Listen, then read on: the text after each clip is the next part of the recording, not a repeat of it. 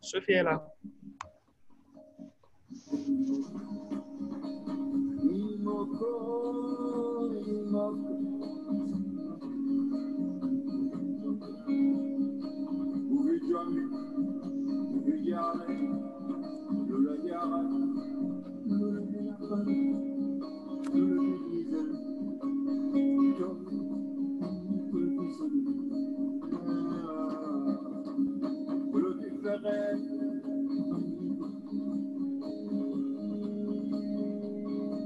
Bon, je vérifie avec Sobel rapidement.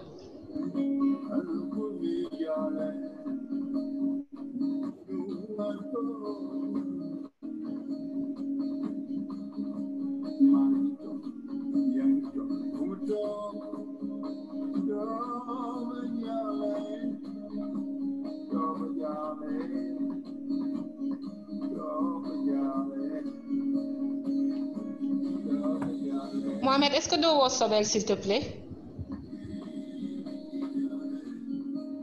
Je peux pas, Fanta, je peux pas, désolé. À mon niveau là. Non, il dit qu'il est spectateur. Donc, essaye de le balancer du côté des conférenciers alors. Ok.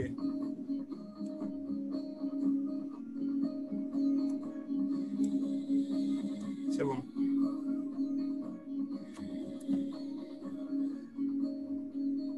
Merci beaucoup. Bonsoir tout le monde.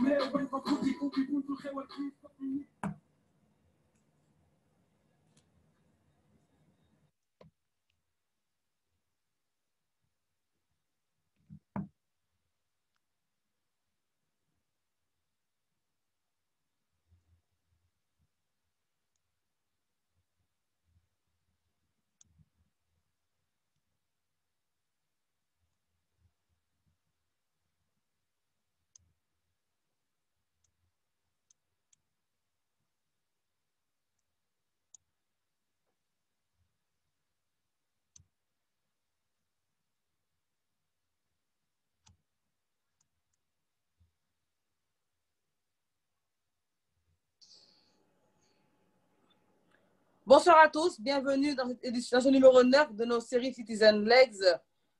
Nous sommes là avec le docteur Mamadou Dramé, Sobel Ngom et Sophie Gueye pour échanger sur la participation des jeunes à la gestion de la COVID-19. Pour rappel, les conférences Citizen Legs sont faites par les associations suivantes: Legs Africa, JIDER, Fondation Heinrich Böll, Lead Sénégal et tout drivé par Manager POTS. Aujourd'hui, nous allons parler de la gestion du COVID-19 par les jeunes avec Dr Mamadou Dramé, comme je l'ai dit, qui est titulaire d'un doctorat de 3e cycle et d'un doctorat d'État en lettres, option grammaire française et sociolinguistique. Il est enseignant-chercheur en sciences du langage à l'Université Cheikh Anta Diop de Dakar et a publié plusieurs travaux portant notamment sur les cultures urbaines liées au langage, poésie, rap, slam, hip-hop. Il enseigne la linguistique, la sociolinguistique et la phonétique et la communication pour le développement. À ses côtés, nous aurons Sobel Aziz Ngom, qui est le fondateur et directeur exécutif de Social Change Factory, un centre africain de leadership citoyen créé en 2014 qui repose sur l'idée que toute personne ayant accès à une éducation appropriée et à des opportunités. En 2018, Sobel a été nommé au conseil d'administration de Génération Unlimited. En 2016, il a reçu le prix Djambartek du meilleur entrepreneur social de l'année au Sénégal pour son programme Voix des jeunes, totalisant plus de 15 millions de téléspectateurs à travers la sous-région. Sobel a travaillé pour Ashoka Changemakers, où il dirigeait le Hub Africa, une plateforme associant un réseau de plus de 2000 jeunes africains qu'il a aidé à orienter et outiller pour mener à bien leur mission d'entrepreneurs sociaux en 2014 à 23 ans. Il était le plus jeune participant sénégalais de la première édition du programme YALI, lancé par le président Barack Obama. Last but not the least, la seule dame de ce panel, Sophie Gueye, qui est la présidente fondatrice de l'association Les Racines de l'Espoir, titulaire d'un master en sciences, gestion, marketing et communication. On la surnomme l'ange gardien des enfants de la rue. En 2013, après avoir réuni les jeunes de son quartier, Sophie crée son association et établit une liste d'objectifs à atteindre. Depuis, de nombreuses personnes ont adhéré à cette cause et avec son équipe, un travail remarquable est fait. Les talibés sont pris en charge, des enfants souffrant d'ichthyose congénitale reçoivent leurs ordonnances chaque mois, des personnes malades sont soignées, des sucres de corps sont distribués, des dons dans des villages sont effectués. Et cerise sur le gâteau, une maison devant abriter plus de 70 enfants est en construction, un habitat qu'elle a décidé de baptiser la Maison de l'Espoir. Bonsoir à tous, mesdames et messieurs, Sophie, Mamadou, Sobel. Merci d'avoir accepté notre invitation et d'être là avec nous ce soir. Bonjour Fanta, content de te retrouver. Bonjour Mamadou, bonjour Sophie, heureux d'être avec vous aussi ce soir. Et à tous qui nous suivent. Toujours un plaisir de t'avoir. Bonsoir. Sophie? Oui, bonsoir ma chère. Je ne sais pas si vous m'entendez, hein, j'ai des problèmes, mais c'est bon là, vous m'entendez? Oui, parfait. Très bien. Bonsoir tout le monde. Très heureuse également d'être parmi vous. Désolée ma voix, je suis hyper méga fatiguée. Désolée. Bonsoir tout le monde. Bonsoir à tous. C'est un plaisir d'être là, de partager avec tout le monde. J'espère qu'on aura une bonne session, comme on a l'habitude de faire de bonnes sessions avec Citizen Legs. Merci beaucoup à tous. Malheureusement, aujourd'hui, sur 1232 tests réalisés, nous avons encore 42 cas. 83 cas positifs, 42 cas contacts, 41 cas communautaires. Heureusement, 0 décès. Et à ce jour, au Sénégal, on est à 3826 cas positifs et encore 3985 sous traitement et 287 décès. Cette crise n'est pas seulement vécue dans notre pays, mais elle est vécue à travers le monde. Vous êtes des gens qui bougeaient à travers vos différents parcours, que ce soit Sobel, à travers l'Afrique et l'Europe, Sophie à travers le pays, et Mamadou analysant tous ces mouvements-là. Comment avez-vous vécu cette crise du Covid-19, cette crise du Covid-19? Mamadou Dramé. Merci, c'est une question, c'est très difficile d'être le premier à parler, mais au moins j'aurai la chance de dire des choses que les gens ne vont pas répéter, donc ils seront dans l'embarras dans quelques minutes. Voilà. Mais j'avoue que c'est quelque chose qui nous a pris de court, qui est arrivé comme un couperet, comme ça, comme un coup de poing sur la figure. Ben, ça a été très difficile au début, mais de plus en plus, on a appris à vivre avec, on a appris à gérer, on a appris à connaître la maladie. Et de plus en plus également, on connaît un peu les réflexes qu'il faut avoir, même s'il y a des réticences, même s'il y a des gens qui continuent à avoir des comportements qui sont assez spéciaux. Mais quand même, dans l'ensemble, je pense que de plus en plus, on est en train de s'habituer. Et je crois que le danger vient de là, c'est de s'habituer, parce que quand on s'habitue, au bout d'un moment, on commence à banaliser. Et quand on banalise, on se met en danger et on met en danger également les personnes qui vivent avec nous. Et je pense qu'à ce niveau-là, la thématique vient à son heure parce que cela permet de savoir que les jeunes ont une responsabilité par rapport à cela. C'est vrai qu'ils le savent déjà, mais c'est jamais assez de répéter, c'est jamais assez de leur dire qu'ils ont quelque chose, un rôle à jouer. Et ce rôle-là, je pense que pour la plupart, ils sont en train de le jouer et ça, c'est rassurant. Merci beaucoup. Sophie, comment vis-tu, en tout cas, cette crise du Covid-19 ou de la Covid-19? Je n'arrive pas à m'y faire. Hein? Je ne veux pas féminiser ce mot. Du de là, c'est Covid-19. Hein?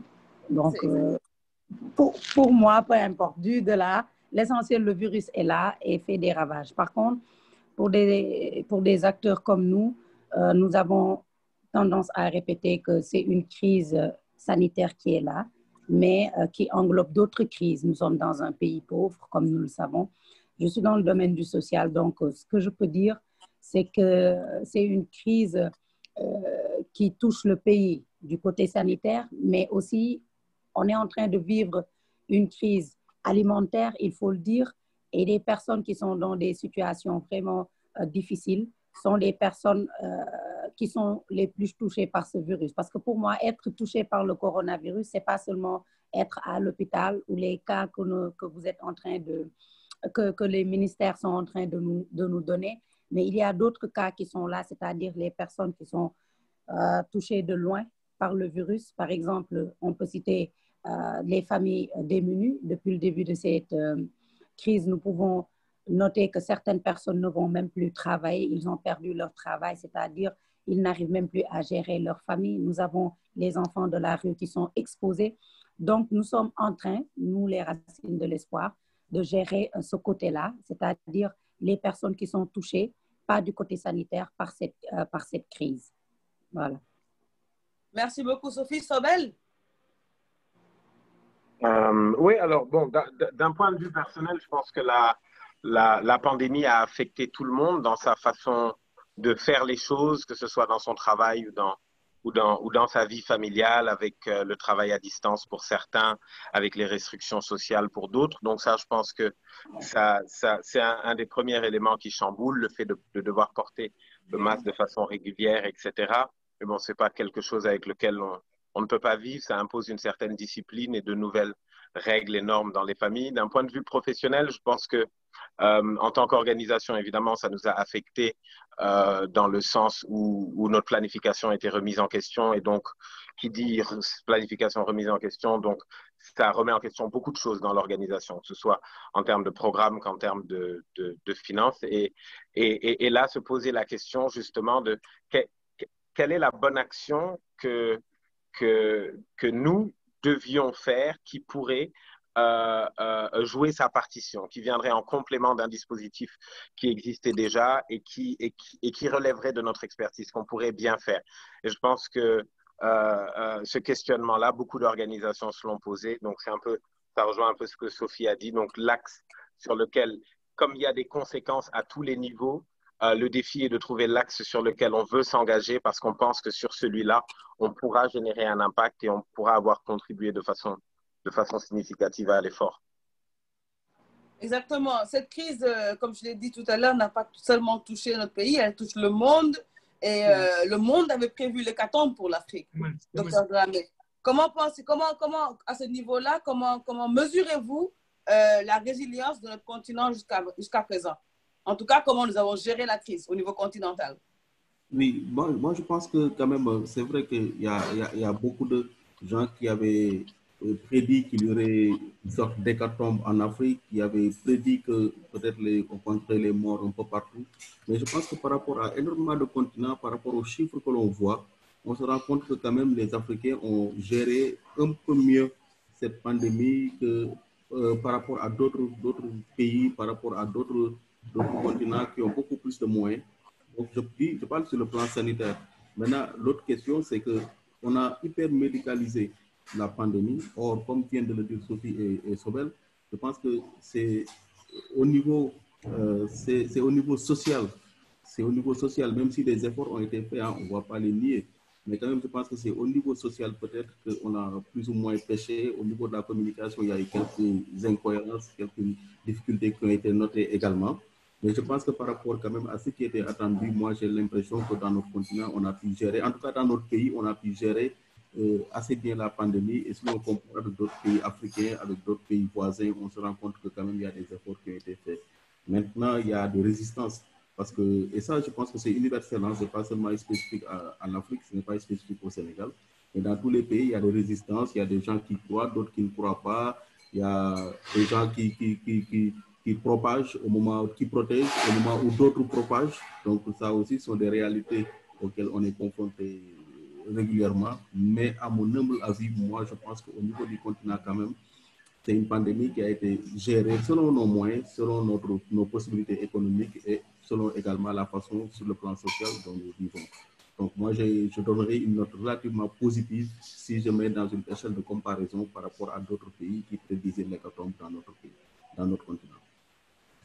Merci beaucoup, docteur. Sophie? Oui, pour la gestion de la crise, je rejoins docteur, sauf que l'organisation au Sénégal, par exemple, nous, au niveau mondial, l'Afrique, il y a beaucoup de pays pauvres qui ont été touchés. Mais si on parle de gestion, par exemple, en Europe, en un moment, la pandémie, le virus est apparu au mois de mars. On a confiné des gens en Europe. Nous, on a parlé de couvre-feu, etc. Mais si c'est en matière de propager le virus ou la gestion de la crise, c'est vrai que les gens ont fait des efforts en portant les masques, d'où la communication. Il y a énormément de gens qui portent très mal leurs masques. Si on parle de gestes de barrières avec nos cas rapides, les DARA des enfants, etc., je pense que au niveau international, c'est mon humble avis, les gens ont beaucoup plus respecté les gestes de barrière qu'au Sénégal. Non pas parce que les gens n'ont pas voulu respecter les gestes de barrière, mais selon moi, la communication, du côté de la communication et des urgences, certaines personnes irresponsables n'ont pas géré en fonction des priorités. D'abord, quand on parle de crise, il faut une très bonne communication et une gestion nationale. Si je dis une gestion nationale, c'est-à-dire on ne peut pas gérer une crise de la même manière qu'en France, aux États-Unis, etc. Nous n'avons pas les mêmes réalités. Et j'ai l'impression, bon, en regardant les informations ailleurs, que nous répétons presque la même chose. Lavez-vous les mains, portez vos masques, etc. Je ne parle pas du domaine médical, je ne maîtrise pas trop comment ils gèrent en interne les malades, etc. Mais en société, comme vous pouvez le voir, ce n'est pas que les gens négligent, mais le Sénégal, par exemple, est un pays où les gens vivent en communauté. Les gestes de barrière, par exemple, le déjeuner, on a l'habitude de, si à part quelques personnes qui mangent sur des tables à manger, tout le monde mange autour d'un bol. Nous ne pouvons pas garder les distances, etc. Donc, je pense que du côté de la communication, les gens sont en train de respecter les gestes de barrière que quand ça les arrange. C'est-à-dire, on est dehors, on ne veut pas que les policiers, comment dirais-je, nous verbalisent, je pense que c'est comme ça, etc. Mais pour une gestion, c'est-à-dire les confinements, respect des gestes barrières, avant que l'Europe ou les États-Unis se déconfinent, je pense qu'ils ont su gérer en respectant les gestes de barrière. Nous n'avons pas pu le faire. Par exemple, une Sophie Gay qui va avoir les enfants, il te saute carrément dessus. Je donne juste un exemple. Hein. Très difficile de les repousser. Tu es obligé de rentrer chez toi, de te laver les mains. Sur ce plan, le respect des gestes de barrière en Afrique est une chose que certaines personnes ont respecté parce qu'ils pouvaient, d'autres non, parce que la manière dont nous vivons, l'état d'esprit africain, quand je dis africain, ce n'est pas un truc péjoratif, mais nous vivons comme ça depuis des... Tu vas dire à une personne, respecte les gestes de barrière quand tu touches quelque part, le virus, etc. On partage les taxis, on partage le déjeuner à la maison. Donc, il y a des gens qui propagent le virus, mais qui ne font pas exprès. Comme on dit, notre manière de vivre, notre façon de vivre. Maintenant, si on va plus loin, je vous l'ai dit tout à l'heure, que l'Afrique n'ait pas beaucoup de cas face au monde, nous sommes très touchés. Quand je dis nous sommes très touchés, on va donner des statistiques du côté médical. C'est top. Mais lorsqu'on essaie de voir combien de personnes ont perdu leur travail, toujours pour le respect des gestes de barrière, certaines personnes qui vont dire dans les entreprises, il faut qu'on diminue un peu le personnel, etc. Il y a énormément de personnes qui ont perdu leur boulot. Et même si on règle le problème sanitaire, il y a une autre crise qui va s'installer. Et nous le savons tous qui est déjà là.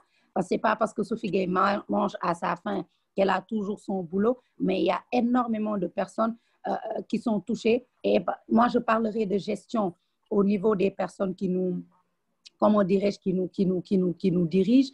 Sur le plan, si le docteur nous parle de gestion positive, moi, je dirais qu'on a eu des problèmes de priorité et des problèmes de communication dans la gestion de cette crise. Une personne comme moi, une personne comme Sobel ou d'autres personnes, chacun a essayé de gérer, essaie, parce que le virus est toujours là, essaie de gérer la pandémie à sa manière.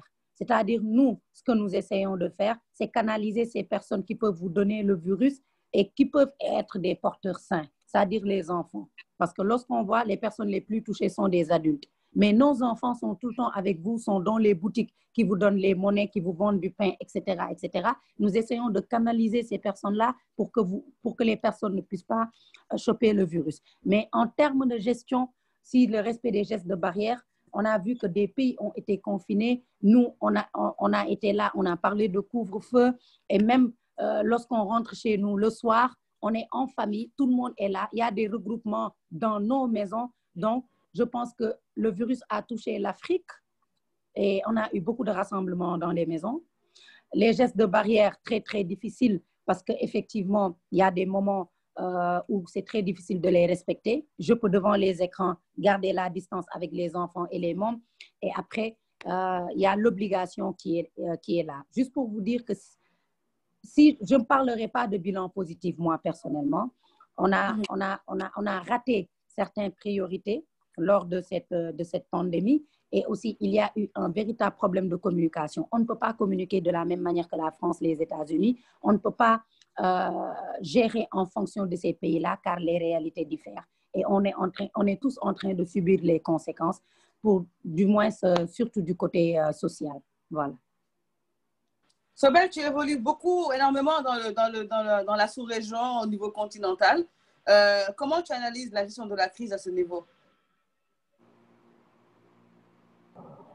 Alors, bon, moi, je ne sais pas si on va dire que c'est nos pays qui ont bien géré la crise ou la pandémie, ou si c'est la pandémie qui nous a bien géré. Mais c'est sûr que, voilà, je ne vais pas dire contre toute attente, mais en tout cas contre toute attente qui avait été exprimée dans les médias par les acteurs internationaux, ben, l'Afrique n'a pas été l'hécatombe qui avait été décrit. En tout cas, elle ne l'a pas été encore. Et c'est peut-être pour ça qu'il ne faut pas crier victoire trop vite. On a vu que les continents se sont embrasés les uns après les autres. Je ne souhaite absolument pas que ça s'embrase, mais je pense que c'est très important qu'on prenne conscience qu'on n'a pas géré nécessairement parce que ça ne s'est pas embrasé. Je pense que comme Sophie l'a dit, effectivement, on a manqué pas mal de choses. Je pense que le bilan n'a pas été meurtrier, tant mieux pour nous. Je pense que des efforts extraordinaires ont été faits à des niveaux médicaux, etc.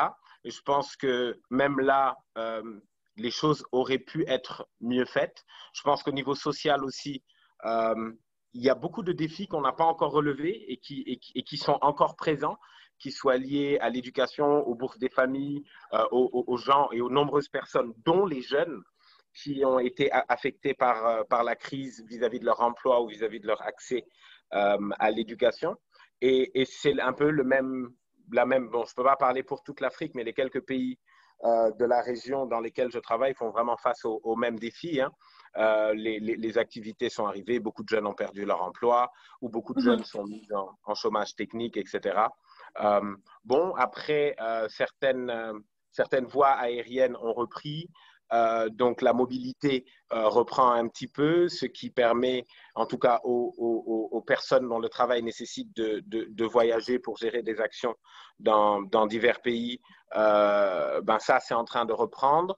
Il y a, on sent, honnêtement, moi je sens beaucoup d'incohérence, mais ce n'est pas nécessairement une incohérence qui est liée à de l'incompétence directe. Je pense aussi que c'est aussi l'inconnu.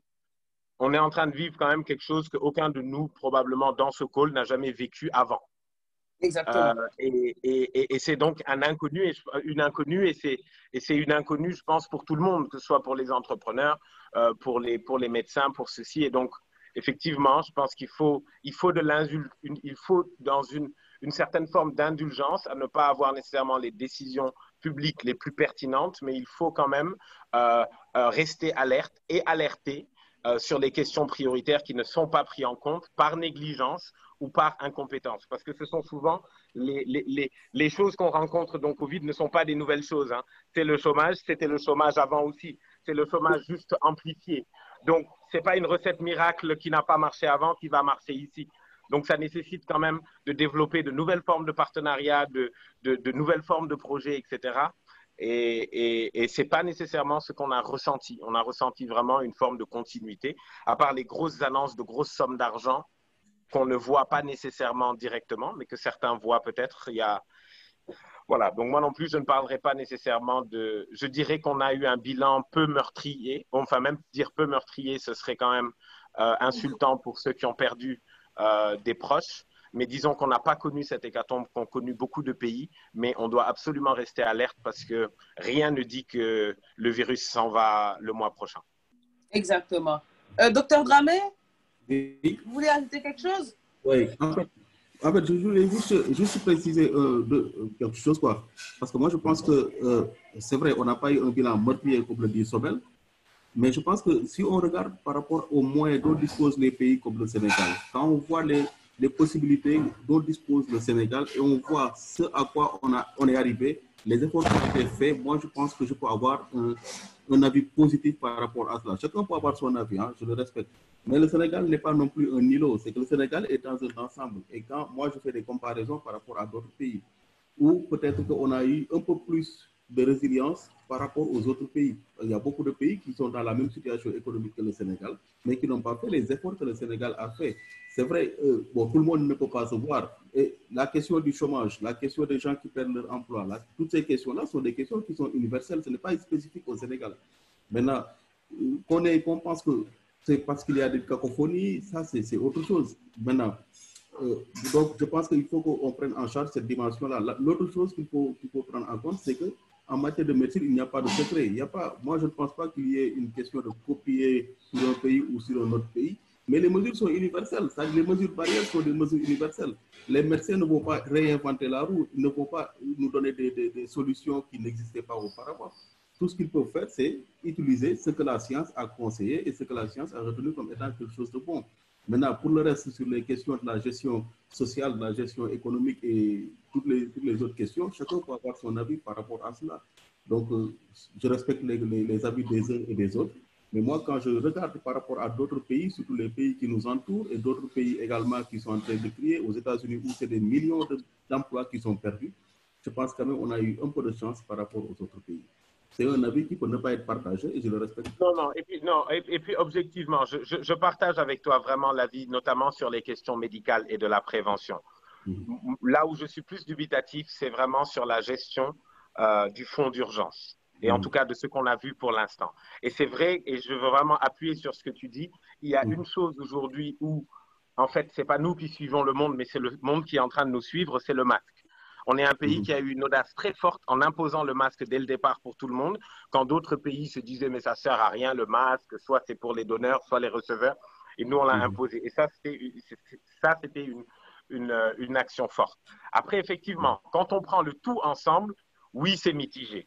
Quand on prend l'action médicale, on a maintenant des rockstars dans le monde médical qu'on ne connaissait absolument pas il y a un an, qui sont aujourd'hui parmi les personnages les plus connus, respectés, adulés. Et je pense qu'on est tous fiers de nos hôpitaux et de nos acteurs médicaux. Mais je ne suis pas sûr qu'on soit tous fiers des autres acteurs. Voilà, et de ce qu'ils ont produit pour l'instant. C'est ça, bien résumé. Vas-y. Voilà, je voulais juste préciser qu'en fait, du côté médical, j'ai bien dit que c'était déjà... on ne peut pas discuter sur un domaine qu'on ne maîtrise pas. Donc, la gestion interne de comment on a géré les malades, etc., je ne parlais pas de ça parce qu'effectivement, c'est un truc universel. ils vont suivre des traitements, etc.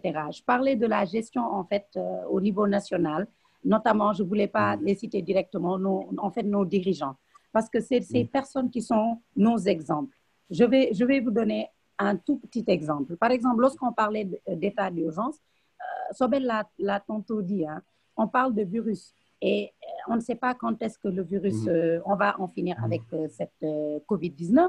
Donc, pour moi, passer d'un état d'urgence avec peu de cas à ce que vous voyez aujourd'hui, je parlais de ça, en fait, dans la communication et la gestion, qui pourra aider la population à dire, à croire au virus, à respecter les gestes de barrière, parce que dans chaque pays, il y a ce qu'on appelle les personnes qui nous servent d'exemple. Mis à part ce qu'on dit, l'engagement personnel, qui est de sauver sa vie et sauver la vie de sa famille, il y a l'engagement collectif. Et lorsqu'on parle de cet engagement, il y a nos dirigeants qui sont des exemples pour nous.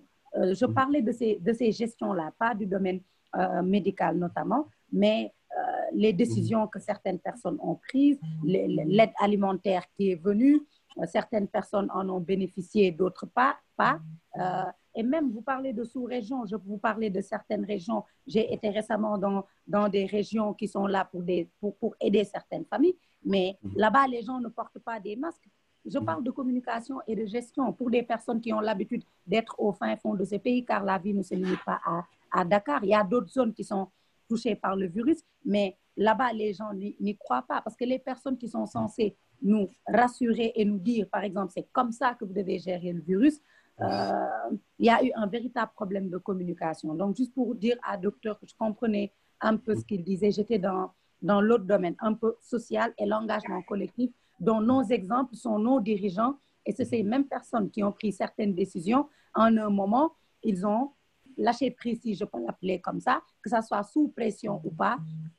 On ne peut pas passer d'un état d'urgence avec une gestion d'un cas ou de 10 cas ou d'une centaine de cas à ce qu'on voit aujourd'hui. Là, on partage les moyens de transport, on apprend à vivre avec le virus. On est en Afrique, vous l'avez dit, l'hécatombe n'est pas là, l'espérance aussi d'avoir des centaines de morts n'est pas là. Raison de plus pour garder le cap, prendre nos propres décisions, ne pas quitter de l'état d'urgence à, par exemple, l'ouverture qu'on voit comme ça, parce qu'il y avait une bonne gestion au début. Donc, c'est pourquoi je dirais que je ne parlerai pas de bilan positif, parce qu'il y a énormément d'incohérences dans la gestion, pas du domaine médical, parce qu'on a des médecins extraordinaires, on l'a vu. Je pense récemment, on a eu 0 décès, mais pour la gestion en général, et je pense qu'on parle de ça, de la crise, je pense que certaines décisions des personnes qui devaient nous servir d'exemple aussi sont à revoir, et voir même la communication tant que le virus est là. C'était ça, en fait. Ok, bon, je ne suis pas d'accord. Non, important. Et aujourd'hui, docteur, la question suivante, elle coule de source du fait que les jeunes ont longtemps été indexés comme étant ceux qui véhiculent, parce que c'est eux qui bougent, c'est eux qui sortent et qui le ramènent à la maison. Ils sont un peu stigmatisés dans la gestion de cette crise. Ils ont été stigmatisés lors des couvre-feux, ils ont été stigmatisés à cause des plages, ils ont été stigmatisés à cause du sport. Aujourd'hui, les jeunes sont pointés du doigt comme étant les porteurs et les vecteurs de ce virus à travers le pays, à travers les maisons. Mais au-delà même de la maladie, la COVID qu'on subit aujourd'hui, j'aimerais qu'on échange avec vous sur quelle devrait être la partition que les jeunes doivent jouer pour accompagner le développement de ce pays. Voilà, d'accord. Je reviens sur ton introduction parce que tu as parfaitement raison, mais je pense que quand même, il y a eu une sorte de généralisation abusive. C'est vrai que les jeunes ont été indexés, ça c'est vrai, c'est reconnu quoi, que les jeunes sont à la fois les vecteurs les plus puissants par rapport à la propagation de la maladie parce qu'ils sont asymptomatiques, c'est eux qui sont susceptibles de diffuser la maladie, donc de contaminer des gens sans le savoir, sans même en avoir l'intention. Et parfois, on retrouve parmi eux également des personnes qui sont d'une inconscience qui est vraiment extraordinaire. Donc, ce qui fait que les jeunes ont été indexés très vite parce qu'aussi, il y a cette réticence et ça a toujours été d'abord de leur côté. Mais de l'autre côté également, les jeunes ont été ceux qui ont été les remparts les plus solides. Moi, je pense que c'est cette dimension-là qu'on oublie parfois parce que les jeunes se sont mobilisés très tôt. Quand on regarde au début de la pandémie. On a vu que ce sont les jeunes qui ont mis du savon, qui ont mis des gels dans les différents quartiers. Partout à Dakar, quand vous arrivez quelque part, vous trouvez des éléments qui permettent de se laver les mains et qui ont été mis en place par les jeunes. Ce sont les jeunes également qui ont sillonné le Sénégal. Ça, je pense que les gens ont tendance à l'oublier. Il y a les étudiants, donc, qui étaient au nombre de, ils se disaient 100 000 étudiants ou quelque chose comme ça, qui ont sillonné l'ensemble du pays pour pouvoir mobiliser, et surtout les étudiants, lorsqu'on a fermé le campus, pour pouvoir sensibiliser les gens. Il y a également, ce sont les jeunes qui ont, dans le milieu de la culture, dans le milieu des arts également, qui ont essayé de sensibiliser les gens et de les amener, n'est-ce pas, à adopter les gestes qu'il faut. Donc, je pense qu'il y a toute cette action-là toutes ces actions qui ont été faites par les jeunes qu'on a tendance parfois à oublier, même s'il faut reconnaître également que dans l'autre sens, c'est eux qui diffusent les mauvaises informations, c'est eux qui propagent donc tout ce qui est fake news et tout, c'est eux qui le font.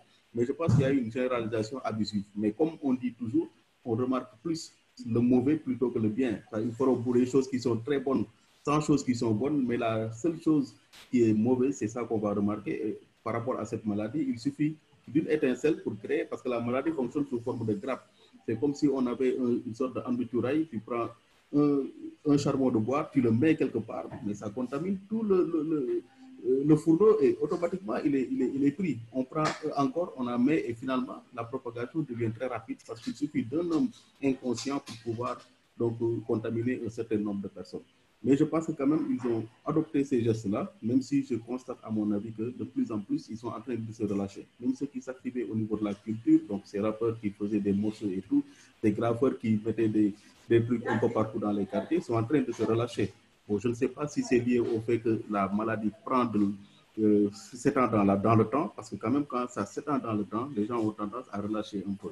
Mais je pense qu'il faut peut-être qu'ils reviennent, parce que c'est eux-mêmes qui vont arrêter la maladie. Et je pense que de plus en plus, quand même, il y a des gens qui sont très conscients, même si de l'autre côté, malheureusement, il y a une frange de la population qui se relâche et qui laisse donc tomber tous les gestes barrières. C'est ce qu'on retrouve dans les salles de sport, à la plage, donc dans tous ces endroits-là. C'est eux qui sont là-bas, qui ne le veulent pas. C'est pas qu'ils veulent le faire, mais malheureusement, il y a une petite dose d'inconscience et malheureusement, comme on a dit, un cas asymptomatique peut contaminer 400 personnes.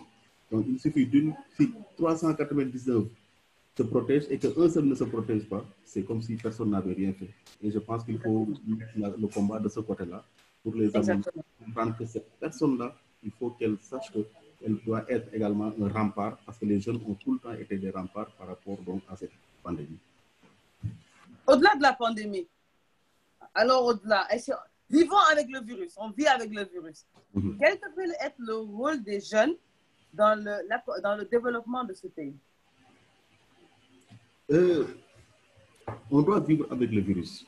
On s'est rendu compte qu'on n'a pas le choix. C'est-à-dire que ce virus est là, on ne sait pas à quel moment il va partir. Et les gens sont impactés. Parce que les jeunes également sont les premiers à être impactés sur le plan économique. Les jeunes sont les premiers à voir leurs activités qui sont stoppées à cause de la pandémie. Et je pense que par rapport à cela, il faut vraiment que les jeunes reviennent, se rendre compte qu'il faut qu'ils se protègent, qu'ils protègent les autres. Parce qu'en se protégeant et en protégeant les autres, on est en train de protéger notre gagne-pain, on est en train de protéger notre économie, on est en train de protéger notre emploi. Et je pense que c'est à ce niveau-là peut-être que ça, c'est surtout les Sobel et Sophie qui travaillent beaucoup avec les jeunes en matière d'emploi qui pourraient apporter des réponses qui sont plus précises. Merci beaucoup.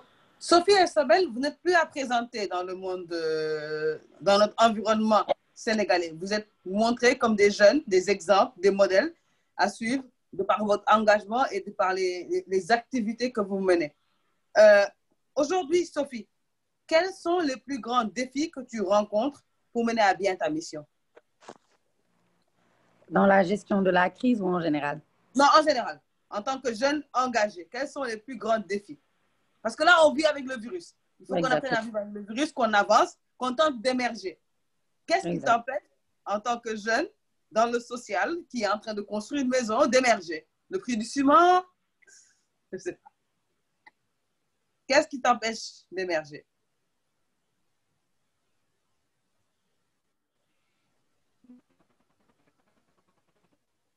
Bon, on a un souci avec Sophie. Je vais rebondir avec Sobel et dès qu'on la reprend, on continue. Sobel, tu es un jeune qui t'active avec énormément de programmes. Tu mets en avant tu travailles dans beaucoup de domaines. Qu'est-ce qui est un frein à ton développement actuellement dans l'environnement sénégalais? À mon développement ou en tant qu'organisation ou plutôt en tant qu'organisation? En tant qu'organisation.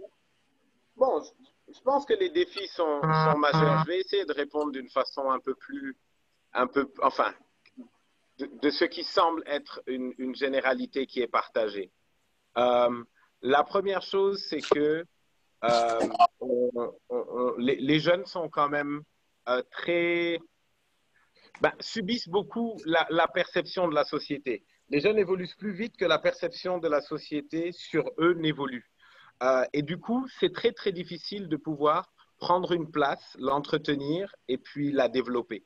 Tout simplement parce que, comme un jeune entrepreneur, un jeune travailleur social vit beaucoup de moments de solitude où, en fait, il n'y a pas nécessairement d'aide, d'accompagnement qui sont là, disponibles pour lui permettre de grandir sans se poser trop de questions. Donc, il faut se battre un peu comme dans tous les secteurs, comme dans une petite entreprise, comme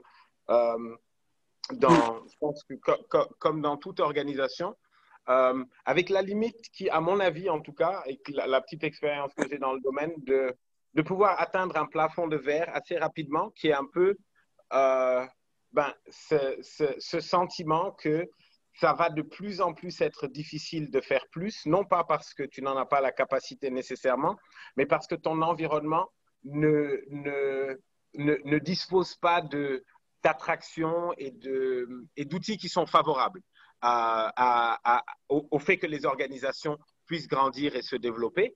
Et c'est, à mon avis, lié à beaucoup de choses. L'une d'entre elles, c'est notre manque de représentativité et du fait qu'on est très peu de gens qui, suffisamment haut, peuvent parler pour le groupe social auquel on appartient, avec structure, avec raisonnement, en faisant des propositions qui soient suffisamment solides pour être portées. Aujourd'hui, on a de la chance et je pense qu'on devrait même avoir honte d'avoir cette chance-là, d'avoir une députée qui a moins de 35 ans dans un pays où la moitié de la population a moins de 20 ans. C'est une catastrophe parce qu'on en a besoin de plus pour pouvoir davantage porter notre vision, pour pouvoir davantage porter des réformes qui peuvent aller en faveur de notre réalité et de ne plus dépendre de lois qui souvent sont sur des régimes qui sont obsolètes parce que ça ne se passe pas comme ça dans la vraie vie. Et ça, je pense, c'est vraiment un frein qui est structurel et sur lequel il faut que notre génération puisse remédier, tout simplement. Après, je pense aussi que il y a les freins, je veux dire les freins structurels, les faibles opportunités qui existent, que ce soit en termes de financement, parce que c'est un peu le nerf de la guerre, surtout quand on fait ce qu'on fait. Donc, il faut trouver ces modèles. Soit on trouve des modèles communautaires où on arrive à faire que les gens donnent, mais les gens ne peuvent pas donner tout le temps.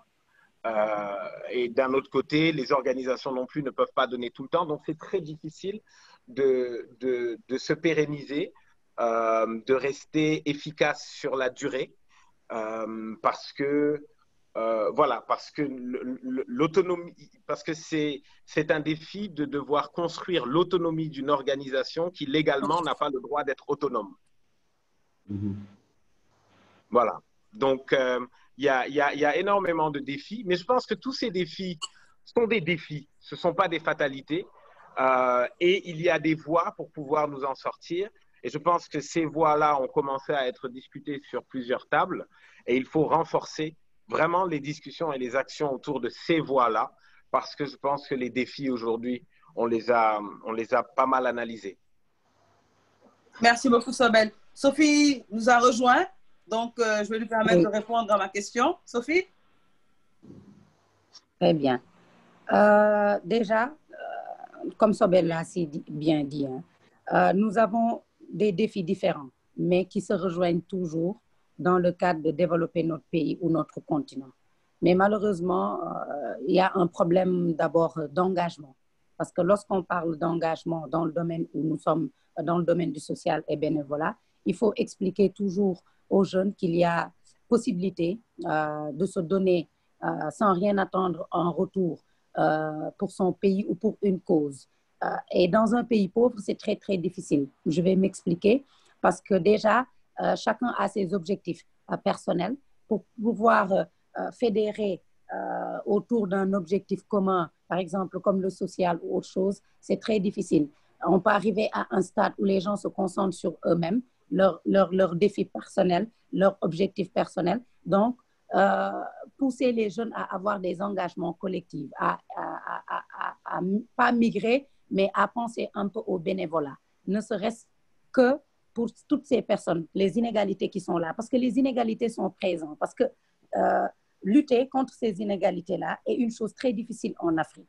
Lorsqu'on parle, on nous dit que ces inégalités, elles sont là depuis que le monde est là. Mais il y a des inégalités qui sont comme des injustices. Dans un pays où je parlais tout à l'heure de priorité, on pousse, notre plus grand défi, c'est de pousser la jeunesse vers l'éducation, de pousser la jeunesse vers des réflexions, de pousser la jeunesse vers le bénévolat et dire qu'on a une crème, une jeunesse intelligente, une jeunesse consciente, mais qui n'a pas assez d'outils.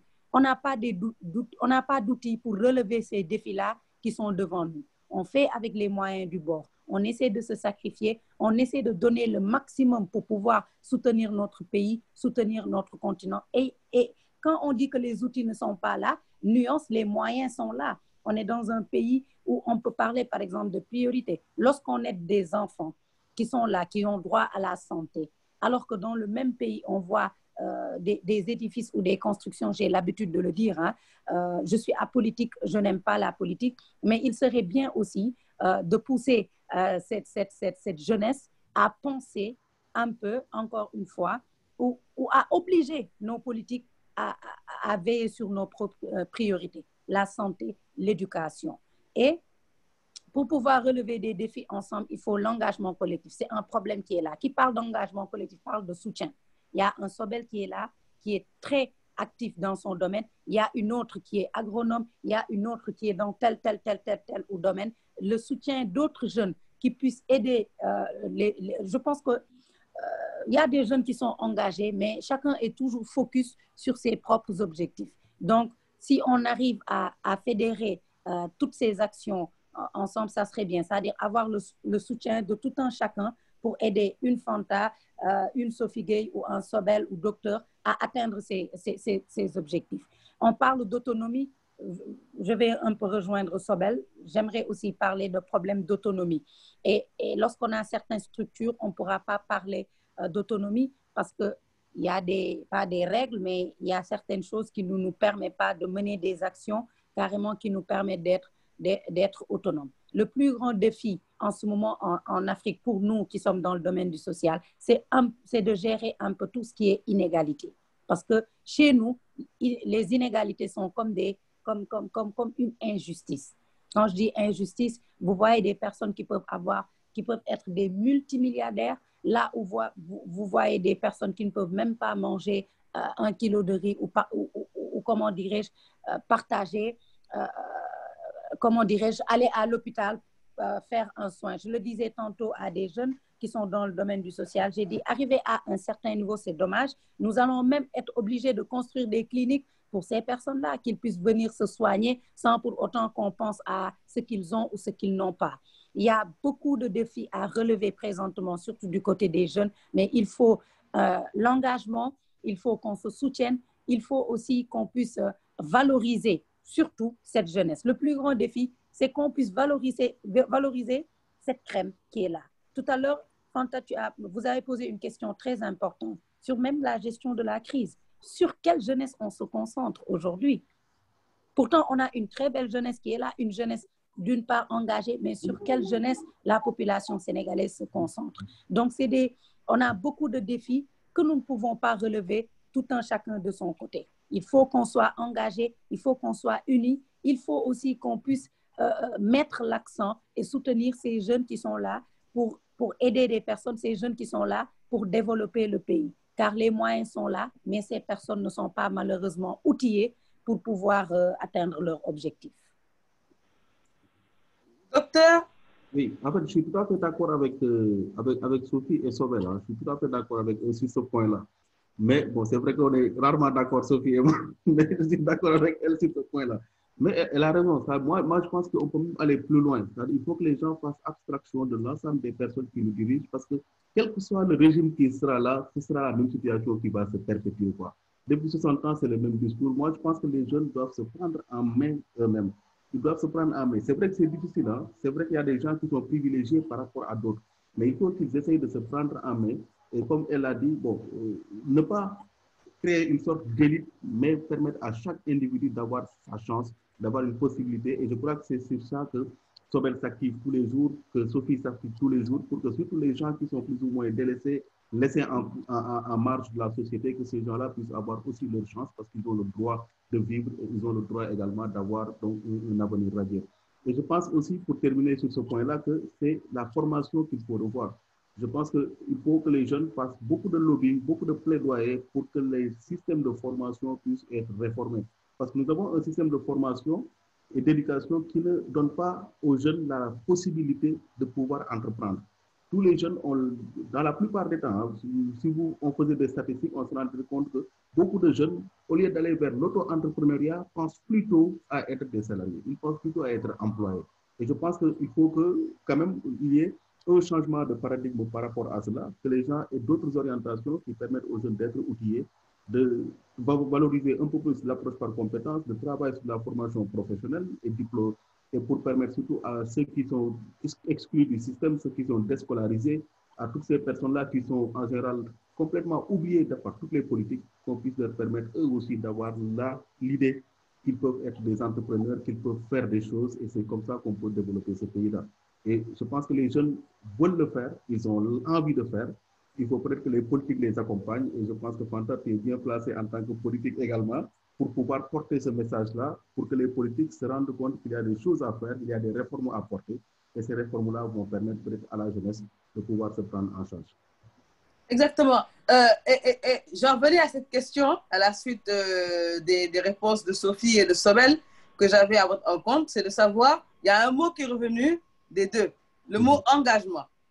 Pour Sobel, c'est un engagement politique, pour Sophie, c'est un engagement social. En tout cas, le mot qui est revenu, c'est qu'il faut que les jeunes s'engagent. Pour vous, quel est le frein à l'engagement des jeunes? Non, mais moi, je pense que les jeunes s'engagent. Hein, et je pense que peut-être, je ne sais pas, je pense qu'on n'a pas la même compréhension de ce que Sobel dit. Et quand il pense, bon, je ne sais pas, Sobel est là. Hein, oui, il est là. Mais si je me trompe, il va me corriger. Mais je pense que quand il parle de l'engagement politique, ce n'est pas l'engagement politique au sens de politique de gestion de la cité, mais l'engagement politique au sens de chaque individu a une responsabilité. Donc, dans son destin, dans la politique qu'il veut mener par rapport à son destin, dans la politique qu'il veut mener par rapport à sa société, qui n'est pas forcément un engagement politique, donc au sens politique du terme. Et je pense que, et même par rapport à cela, je pense que l'un des freins que nous avons le plus, c'est qu'au Sénégal, la jeunesse est trop politique, mais politique-politicienne. Et c'est ça qui est un peu dommage. C'est-à-dire quand on est trop politique, et surtout une chose, et je pense que Sobel va rigoler parce que j'avais posé cette question-là, je dis que les gens les jeunes ne réfléchissent pas par eux-mêmes. Ils ne prennent pas le temps de réfléchir par eux-mêmes, mais ils réfléchissent à travers des personnes. En général, dans leurs argumentations, dans les discussions que l'on a, on se rend compte que ce n'est pas des choses qui sont sorties de leur tête, mais c'est d'autres personnes qui ont pensé à leur place. Et je pense qu'il faut qu'on s'affranchisse de cela. Si les jeunes ne s'affranchissent pas de ce fait-là, parce qu'ils ont quand même étudié, ils ont la capacité de synthèse, ils ont la capacité de réfléchir, de savoir un certain nombre de choses, s'ils ne le font pas, je pense que ça va continuer à être un frein. Moi, je pense que le frein, il est mental. Et ce frein-là, dès que l'État, je l'ai déjà dit tout à l'heure, hein, que les réformes, le système éducatif est un système qu'il faut complètement revoir. C'est un système qui ne donne pas beaucoup de latitude aux jeunes. Mais je pense qu'aussi au niveau individuel, il faut que chacun fasse cette introspection-là. Il faut que chacun essaye de voir aussi quels sont les blocages qu'il peut avoir au niveau individuel, parce que le blocage, il est individuel, il est psychologique, et parfois, les gens sont plus orientés vers les questions de politique politicienne et non pas vers les questions de politique de développement. Et je pense que ça constitue quand même un des grands obstacles auxquels les jeunes peuvent être confrontés. Sobel, engagement. Alors, je suis d'accord avec professeur sur la première partie, effectivement, sur le choix politique individuel d'autodétermination et d'être dans un environnement qui lui permet en tout cas aux jeunes de pouvoir développer ses capacités et son potentiel. Mais je parlais bien de l'engagement politique.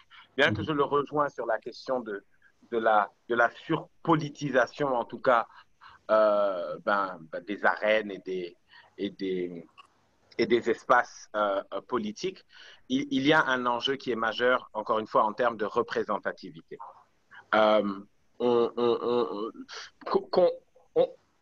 Moi, je suis un prêcheur de l'autodétermination, mais l'autodétermination, elle a quand même ses limites en fonction du système dans lequel elle évolue. Et aujourd'hui, je pense que quelle que soit la volonté et l'engagement des jeunes à pouvoir s'en sortir par eux-mêmes, ils ont besoin d'un minimum d'accompagnement et de formation, comme professeur en a parlé tout de suite. Et cet accompagnement-là, il est de la responsabilité de l'État. Et cette responsabilité-là, pour moi, on ne peut pas y renoncer parce qu'on n'est pas satisfait. C'est une obligation. C'est une obligation que l'on doit pouvoir défendre. Pour moi, c'est notre façon de la défendre, notre façon de proposer de nouvelles idées qui n'est pas compétente parce qu'elle ne marche pas. Et c'est cette façon-là que l'on doit renouveler. Et je pense que, justement, la question, c'est que la jeunesse, on la voit, et on a posé la question comme ça, on la voit comme un groupe social dans lequel on met, pour certains, les personnes de 0 à 35 ans. Mais les personnes de 0 à 35 ans, c'est presque tout le pays. Donc, si c'est 65%, c'est 2/3 de la population du pays. Mais ces jeunes-là, ils sont pas tous les mêmes. Chez les jeunes, on a les mêmes composantes que chez les vieux. On a des gens instruits, on a des gens non instruits, on a des gens brillants, on a des gens moins brillants, on a des gens généreux, on a des gens honnêtes, etc. Mais on a aussi des gens stupides, des gens malhonnêtes, etc. dans les deux groupes. Et je pense que il ne faut pas tant en parler, ou en tout cas le voir comme un grand groupe qui va faire avancer le grand groupe.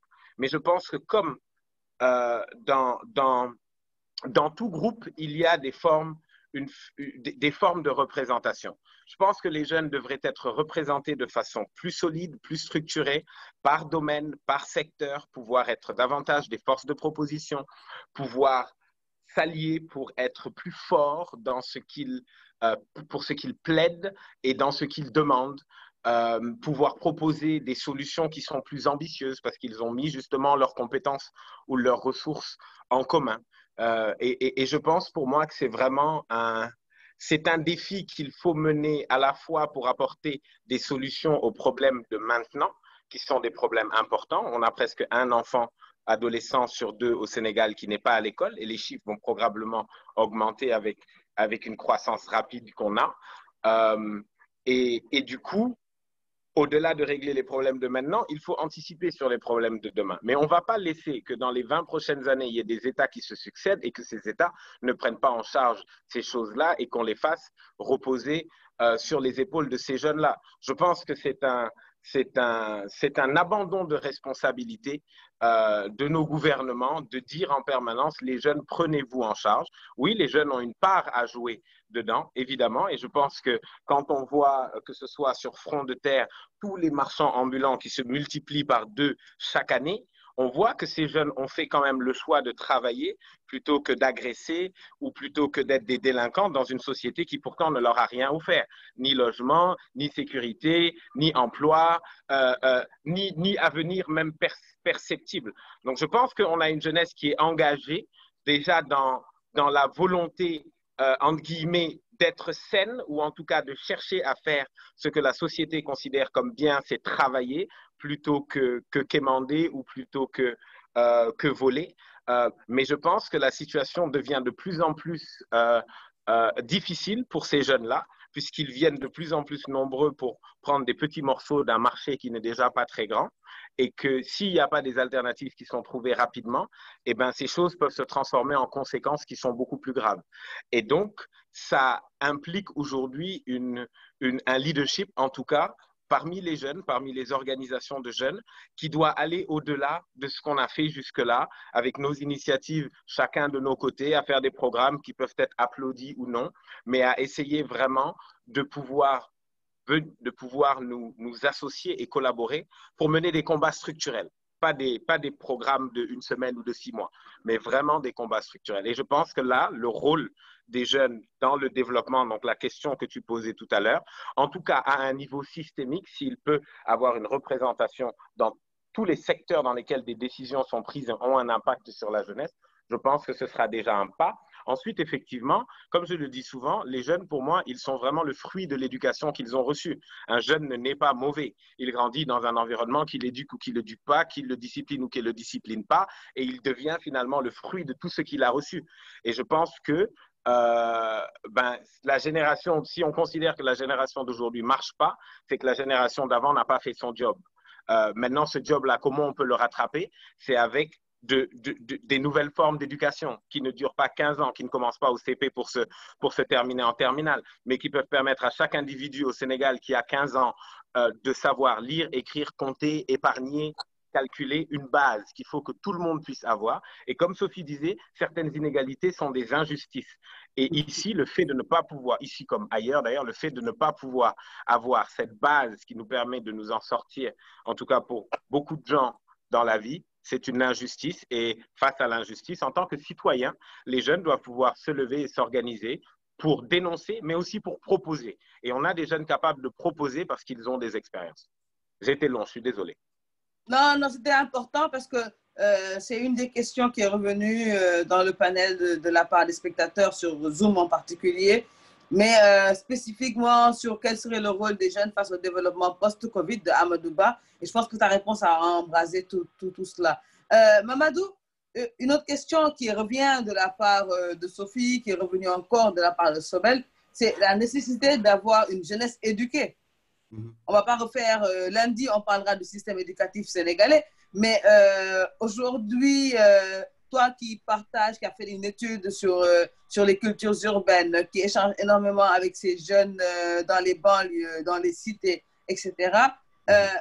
Pour toi, est-ce qu'aujourd'hui, notre génération, en tout cas les propositions dans le domaine de l'éducation, répondent aux besoins du marché? Oui. Parce que, bon, quand tu dis notre génération, je pense à moi, je suis de la génération 80-90, et je pense que nous sommes des produits d'une école qui était très élitiste.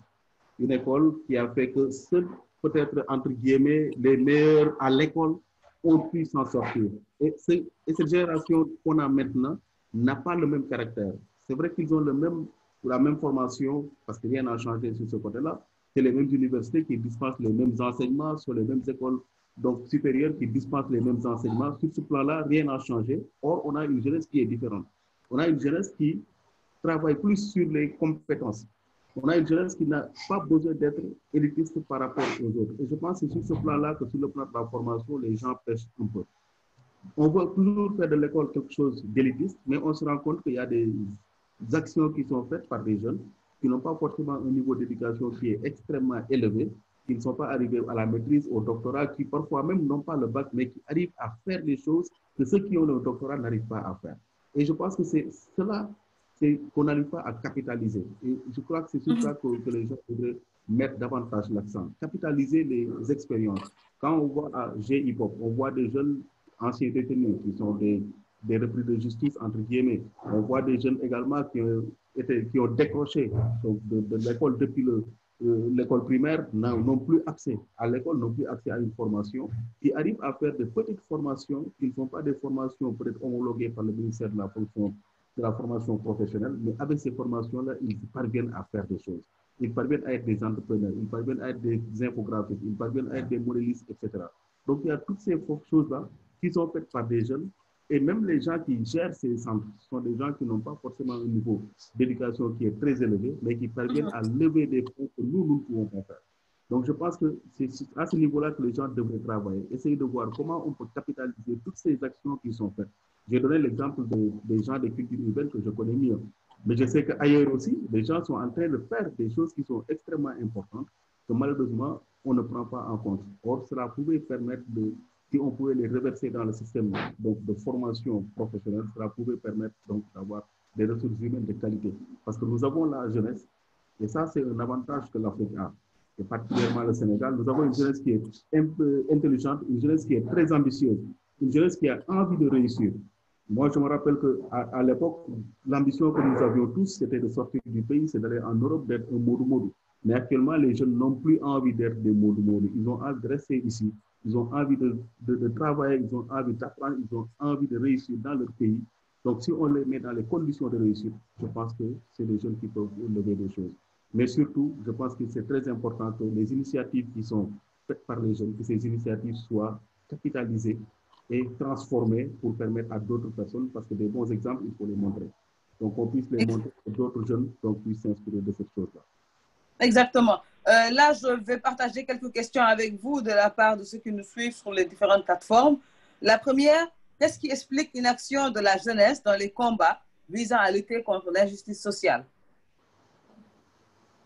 Tu vas répondre, moi. Oui, on démarre par vous, oui. Oui. Non, mais moi, je pense que la jeunesse est très engagée dans ces combats-là. C'est-à-dire, moi, je ne pense pas que les jeunes soient amorphes. Au contraire, moi, tout à l'heure, j'ai dit qu'il y avait une hyper-politisation. C'est-à-dire que tous les problèmes d'injustice sociale, tous les problèmes de gestion, tous les problèmes auxquels la société est confrontée sont des problèmes qui sont pris en charge par la jeunesse. Peut-être qu'il n'y a pas de résultat. Peut-être c'est à ce niveau-là qu'il faut voir, ou peut-être c'est au niveau de la démarche. Parce que parfois aussi, ce n'est pas forcément entrer dans cette démarche-là qui consiste tout le temps à dire non, non, non, à faire des manifestations, à faire des marches, etc. Parce qu'au bout d'un moment, ça ne marche pas. Mais je pense que les jeunes ne sont pas du tout inactifs. Je pense que les gens qui sont partout dans tous les combats, et chacun de son côté, pas forcément les combats politiques. Il y a les combats sociaux également dans lesquels les jeunes sont, et ils se manifestent à travers les réseaux sociaux, à travers des campagnes d'affichage, à travers toutes sortes de campagnes que les jeunes utilisent et qui leur permettent de s'exprimer. Maintenant, est-ce que cette expression des jeunes a un impact sur ceux qui doivent avoir la décision? Je pense que c'est à ce niveau-là peut-être qu'il faut se poser la question. Mais les jeunes sont très engagés et on les voit de plus en plus jeunes et c'est ça qui est étonnant. Et c'est de plus en plus jeunes que les jeunes se prennent en charge et prennent en charge des combats et parfois on se pose des questions, on se dit que ça c'est trop grand pour ces gens-là, mais ils parviennent à s'en sortir, les garçons et filles en plus. Sophie? Oui, exactement. Je pense que ça va me permettre un peu de répondre sur votre question de tout à l'heure sur l'engagement. Je vais parler du domaine que je maîtrise un peu, c'est-à-dire le domaine social humanitaire. Ce qui empêche généralement les jeunes de s'engager, c'est généralement, le docteur l'a dit tout à l'heure, hein, on a un problème, il y a un taux de chômage extraordinaire qui est là. Il y a des jeunes qui sont là, qui attendent d'être dans les entreprises, etc., qui n'essaient pas de, comment dirais-je, d'innover ou d'entrer dans l'entrepreneuriat. Ce qui fait que chacun est focus sur ses objectifs. On est dans une société où quand on est jeune, on pense que c'est l'école, après l'entreprise, après la vie familiale. Et on n'a pas assez de personnes qui nous parlent d'engagement. Est-ce qu'on a des modèles? Je disais tout à l'heure, pour permettre à certains jeunes d'être engagés, il faut aussi qu'ils aient des modèles. Et sur quelle jeunesse on se concentre généralement? C'est cette question que je pose depuis tout à l'heure. C'est un point d'interrogation. Il y a ce qu'on appelle les conditions. Les jeunes sont concentrés sur comment réussir, c'est-à-dire chacun de son côté, parce qu'on est dans un pays pauvre, et que comment réussir là, ils ont déjà un problème avec ça, avec le taux de chômage et les conditions de vie difficiles. Donc, pour les appeler dans des engagements collectifs ou sociaux, parfois c'est très difficile. Les moyens, parfois, j'ai l'habitude de me marrer quand certains membres me disent cas social, nous dimbalé cas social. Ça revient toujours. Effectivement, et des jeunes engagés, par exemple, je ne dirais pas comme nous, comme certains, comme Sobel ou autres, sont toujours là dans une communication pour dire, si c'est dans le domaine du social, je dis souvent aux jeunes, vous n'avez pas besoin d'être excessivement riche pour soutenir d'autres personnes. La preuve, vous pouvez ne pas réussir personnellement, mais dans l'engagement que vous avez fait du côté du social ou dans votre société, que vous arrivez à faire des actions concrètes, que la finalité ne soit pas seulement individuelle, l'engagement que je suis engagée dans le domaine de mon travail, etc. Les gens sont trop concentrés sur comment réussir, et alors que les conditions ne sont pas trop remplies pour le faire. Il y a le chômage, il y a les moyens qui ne sont pas là, mais aussi et surtout certaines personnes qui nous dirigent et qui ne facilitent pas aux jeunes l'accès au travail. Et pour être engagé, il faut aimer ce qu'on fait. Beaucoup de jeunes sont engagés dans des domaines qu'ils ne maîtrisent pas, soit par influence, soit par non ou autre chose. Donc, pour être engagé dans un combat ou autre chose, il faut aimer ce qu'on fait. C'est très, très, très important. Ça nous permet, lorsqu'on est engagé dans quelque chose, d'y apporter ce qu'on appelle une touche de particularité. C'est-à-dire, je suis engagée dans le social, qu'est-ce que j'ai amené dans la lutte contre les inégalités? Qu'est-ce que j'apporte? Qu'est-ce que je donne aux jeunes? Lorsqu'on parle de Sophie ou de Sobel, ils pensent à quoi? Quand on est engagé, il faut toujours qu'on puisse faire le bilan de notre engagement, ce qu'on a apporté à notre société, mis à part à notre personne. Le problème aussi fondamental qui est là, c'est la détermination et une confiance en soi. C'est-à-dire pour nous, la réussite, je le répète depuis tout à l'heure, c'est aller dans un bureau, s'asseoir. Certains veulent faire autre chose, mais n'ont pas le moyen ou n'ont pas assez confiance en eux pour pouvoir être qui sont nés leaders, mais ils n'ont pas assez confiance en eux pour s'exprimer ou n'ont pas les outils qu'il faut pour s'exprimer. La détermination et l'engagement, la détermination et la confiance en soi sont des éléments clés qui poussent une personne à être engagée, qui aident une personne engagée dans son objectif. Les jeunes d'aujourd'hui, pas ont perdu leur repère, mais n'ont pas assez de repères, n'ont pas assez de personnes qui pourra les aider à aller de l'avant. Pourquoi? Parce qu'on met toujours la lumière. Vous voyez des jeunes qui se battent corps et âme, qui sont engagés dans des domaines. Mais après, lorsqu'ils voient sur quelle jeunesse la population est vraiment concentrée, ben, ils démissionnent. Et on ne démissionne pas lorsqu'on est vraiment engagé dans quelque chose. Le plus important, c'est de pouvoir atteindre ses objectifs. Et le plus important, c'est de dire ce que j'ai apporté à ma communauté. Mais le plus important aussi, c'est d'y apporter cette touche qui fait que lorsque l'on est dans un domaine, même si on n'est pas le meilleur, qu'on puisse dire que j'ai quitté un point A. Dans le domaine, par exemple, du social, aujourd'hui, je parle de... professeur, tout à l'heure, a dit un truc que j'ai l'habitude de répéter aux jeunes qui sont autour de moi. Il faut qu'on arrête un peu de copier. Par exemple, lorsque Sophie parle, on a l'impression que Sophie a l'habitude d'écouter tellement Sobel. C'est un exemple. Hein? Et on a l'habitude d'entendre Sobel parler. Et Sophie n'a pas l'habitude de s'exprimer. C'est-à-dire, je suis là, je suis dans le domaine du social, je dois faire des erreurs. Je suis engagée. Engagée ne veut pas dire réussir. Je suis engagée, je vais tomber. Il y aura des personnes qui sont là pour me relever. Il y aura des personnes qui sont là pour me dire non, Sophie, ce n'est pas comme ça, pour me rectifier. Mais n'empêche, l'engagement est là pour atteindre mon objectif. Pour parler du domaine du social, j'ai toujours dit, je ne pourrais pas faire comme tout le monde, je ne pourrais pas faire comme un Européen, parce que eux, chez eux, par exemple, ils ont des SDF, etc. Tu vas aux États-Unis, il y a des inégalités, mais c'est toujours différent. Pour que je puisse atteindre mes objectifs au Sénégal, me battre, être engagé dans mon pays, il faut que je maîtrise un peu le terrain, c'est-à-dire quelles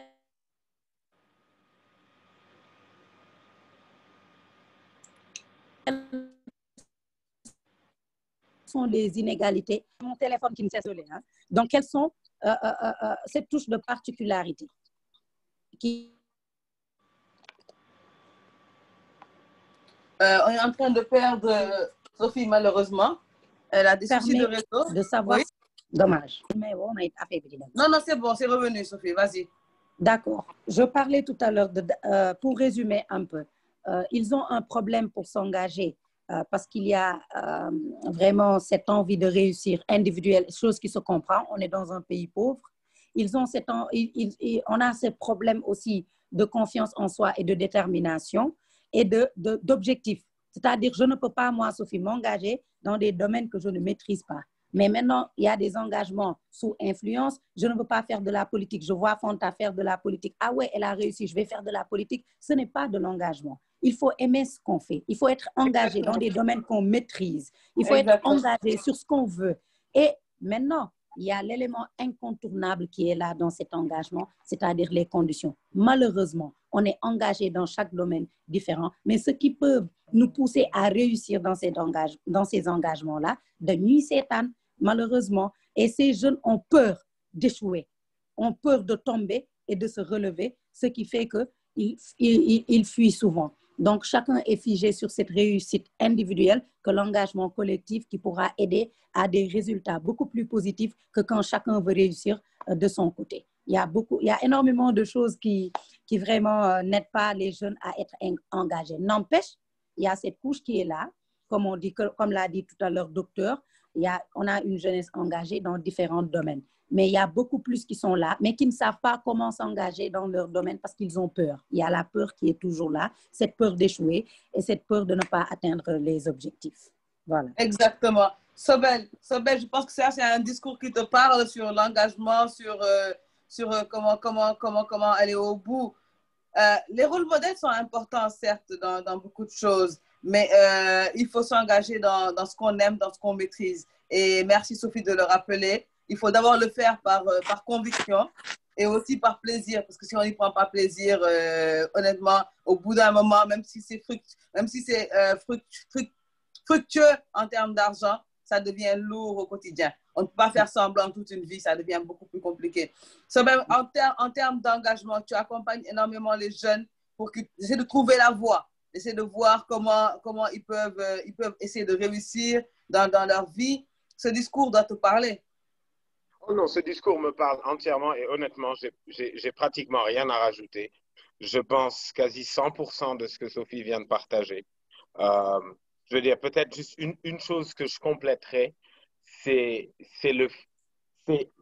n'est pas parce que les gens ne savent pas que les jeunes s'engagent que les jeunes ne s'engagent pas. Ça, je pense que c'est quelque chose de très important qu'il faut garder à l'esprit. Parce que les gens, en général, n'ont que l'information que ceux qui détiennent l'information décident d'abord de couvrir et ensuite de partager. Il faut se dire qu'un jeune qui lance son activité dans son quartier, il y a très peu de chances que des médias soient là pour le filmer, pour en faire un dossier et pour le mettre en ligne. On voit quand même, et ça je pense qu'il faut le reconnaître, de plus en plus ces dernières années, les médias davantage s'ouvrir sur les questions de jeunesse et promouvoir ce que la jeunesse fait de beau et de bon. Et ça, c'est très positif, mais ça ne suffit pas. Mais les jeunes n'ont pas de moyens à dépenser pour mettre sur des panneaux publicitaires pour dire qu'ils font ça ou pour passer ou acheter des annonces à la radio, ou etc. Donc, c'est sûr qu'on les entendra moins.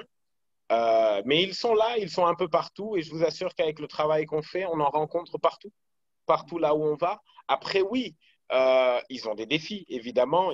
Ils ont des fois de l'engagement, mais pas nécessairement de compétences ou pas d'outils ou pas tout ça. Et il faut essayer de faire avec. Mais vraiment, je vais m'arrêter là parce que je pense que sur cette question, Sophie a dit l'essentiel de ce que j'aurais pu dire ici. Je vais rebondir un peu avant de passer à Dr Dramé. Sobel, je ne te quitte pas. Cette crise a eu au moins l'avantage de nous enfermer. On est enfermés, on est entre nous, on ne bouge plus, on ne sort plus. Et certains ont su profiter de ce momentum pour montrer que ce génie était là.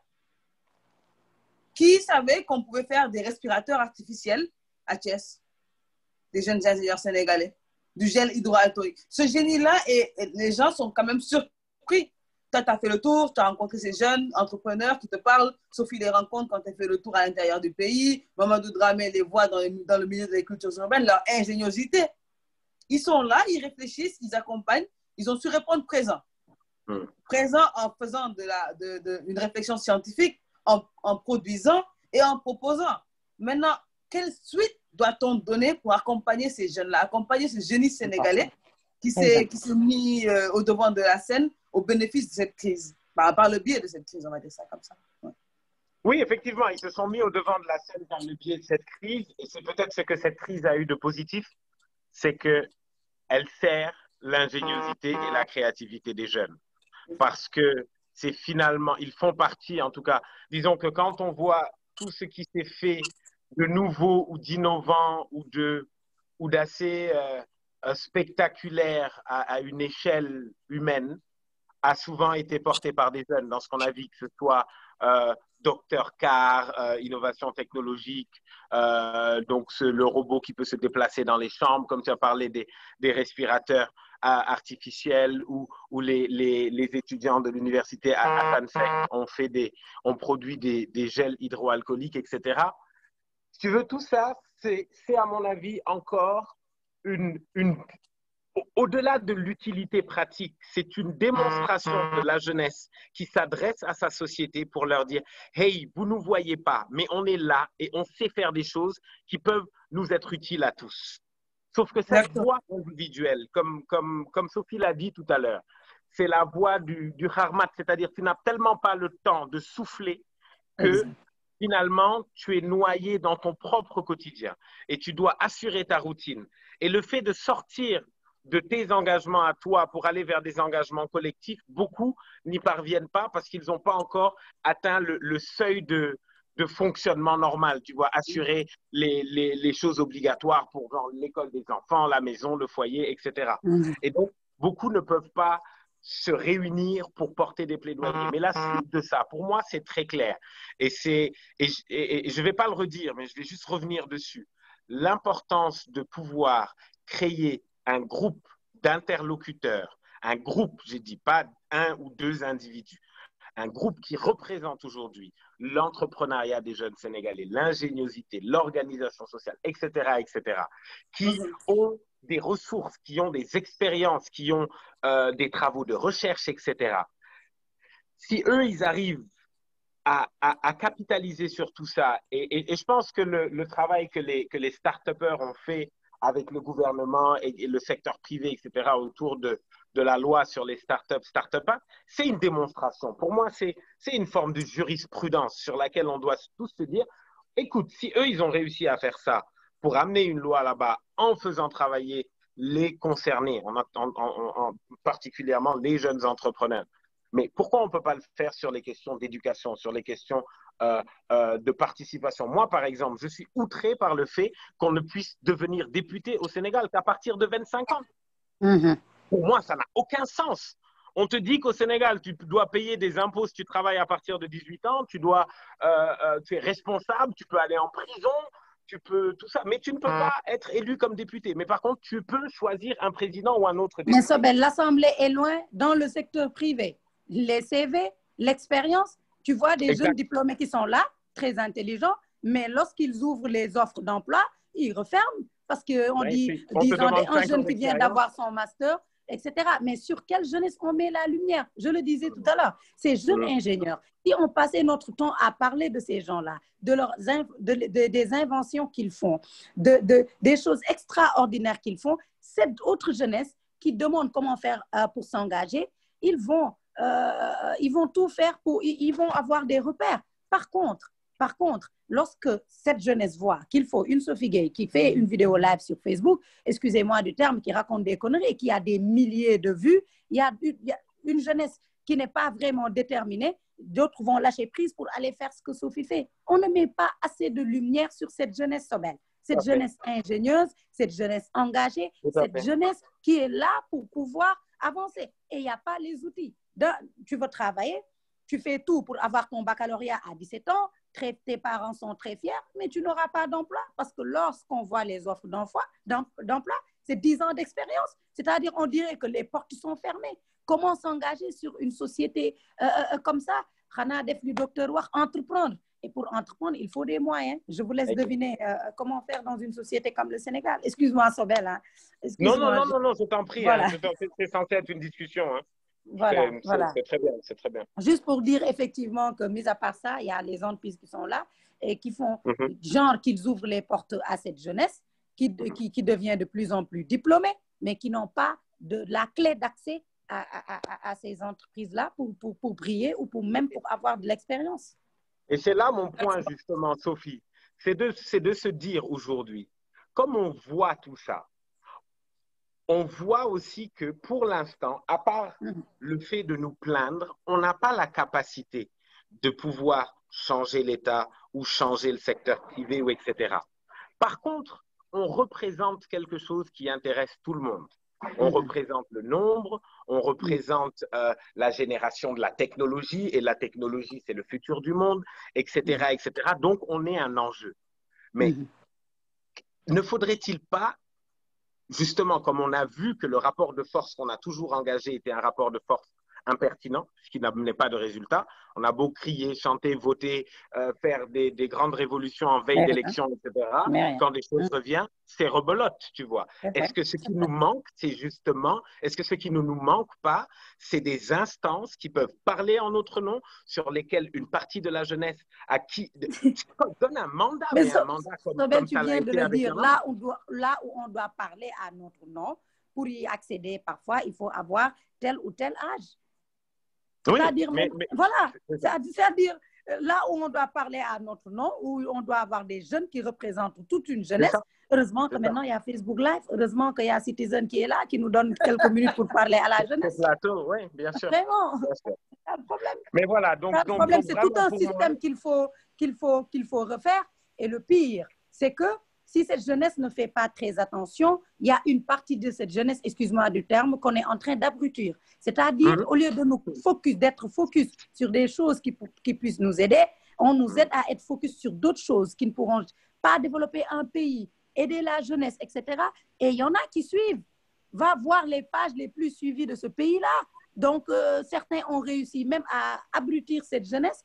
Et c'est un défi encore pour des personnes comme nous de montrer à cette jeunesse que vous n'avez pas besoin d'être à l'Assemblée nationale pour faire entendre votre voix. Vous n'avez pas besoin de faire ceci ou cela. Soyez vous-même et des personnes très, très, très, très engagées autour de vous et des Fanta et des docteurs Momodou Dramé à vos côtés. Et vous pouvez être capable de faire des choses très concrètes qui pourront servir d'exemple à des générations et des générations. C'est ça, c'est l'engagement qui revient encore, Fanta.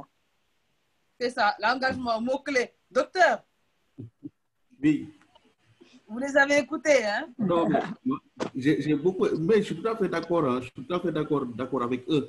Et je pense que c'est vrai, cette jeunesse a besoin d'être encadrée. Ça, c'est vraiment quelque chose qui est très important.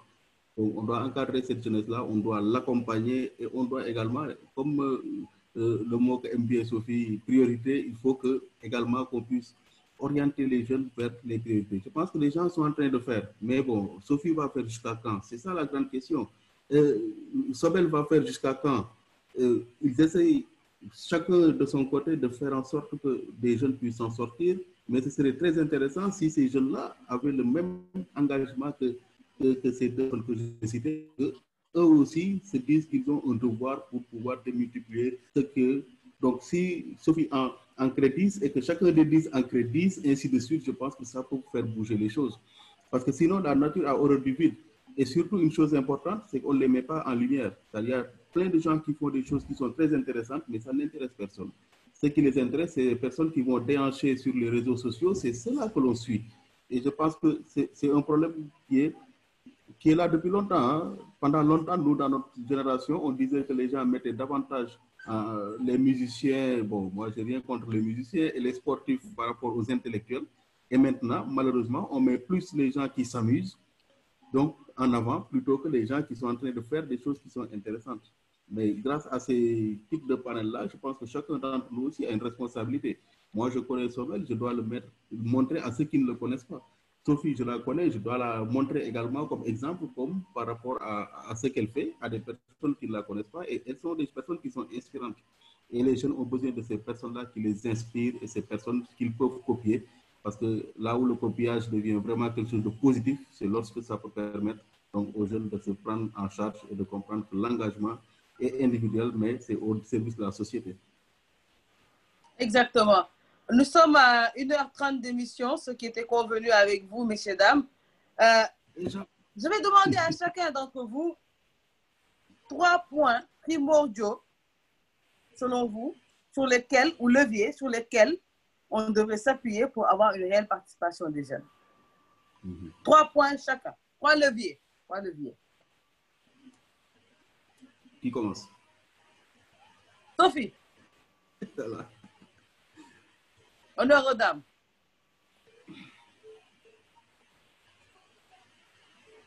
Je pense qu'on a perdu Sobel.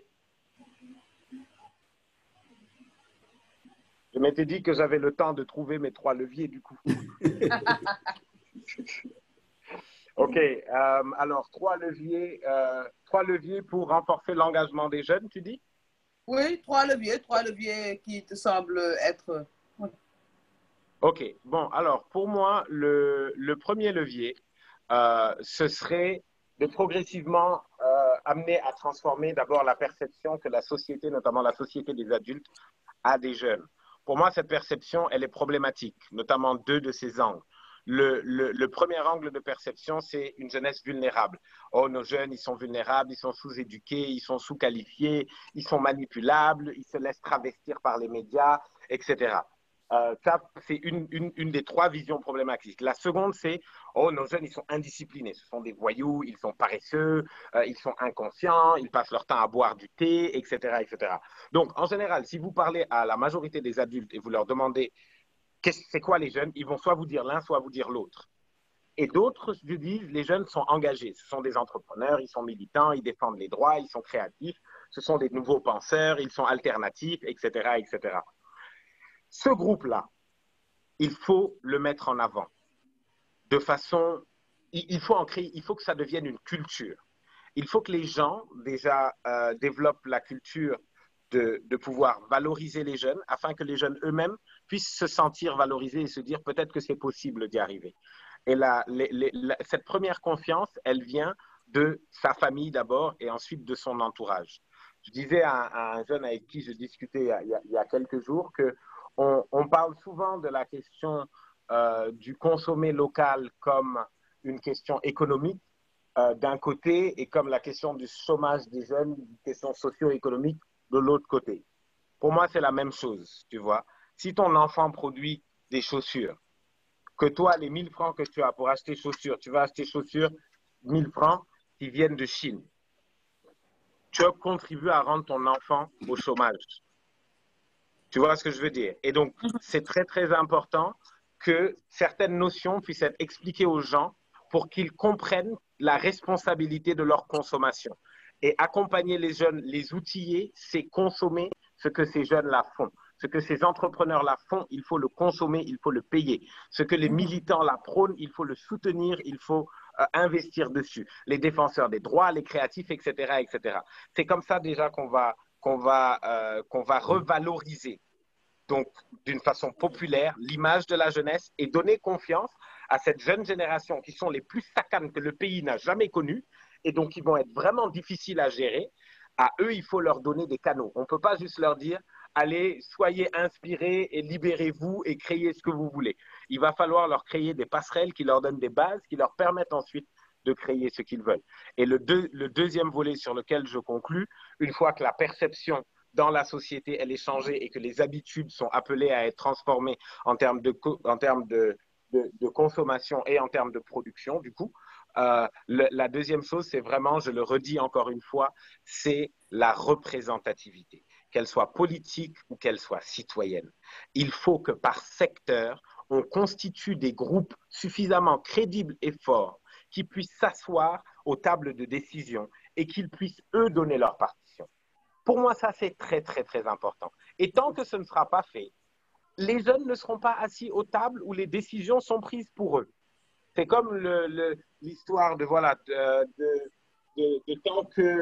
tant que le lion n'écrira pas l'histoire, c'est le chasseur qui l'écrira à sa place et qui pourra faire ses propres louanges. Je ne l'ai pas bien cité, mais c'est vraiment dans cet esprit-là qu'il faut veiller à créer des espaces et encourager les jeunes dans les secteurs les plus pointus, ces jeunes les plus talentueux, à se réunir en groupe et ensuite à former des formes de groupes concentriques pour faire des propositions en disant, nous on fait la proposition, mais au-delà de porter des idées, on a la capacité technique de mettre en place cette proposition, on a les références et on a des moyens que nous-mêmes on peut mettre à disposition, que nous-mêmes on peut mettre dans le travail qu'on va fournir. Et je pense que les jeunes sont perçus toujours comme des demandeurs parce que la société ne voit pas à quel point les jeunes peuvent leur être utiles.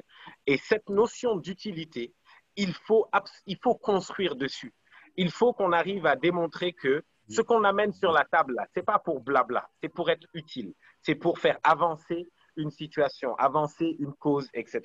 Et donc, voilà les deux axes. Se structurer d'une part et transformer la perception que la société a de la jeunesse et que la jeunesse a d'elle-même. Exactement. Merci beaucoup, Sobel. Sophie? Je suis là. Moi, je propose, comme on dit, de mettre la lumière sur la jeunesse consciente.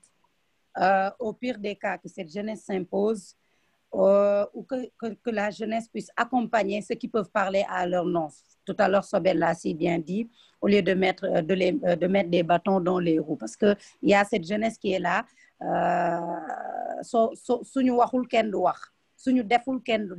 C'est-à-dire qui est incapable d'accompagner ceux qui peuvent.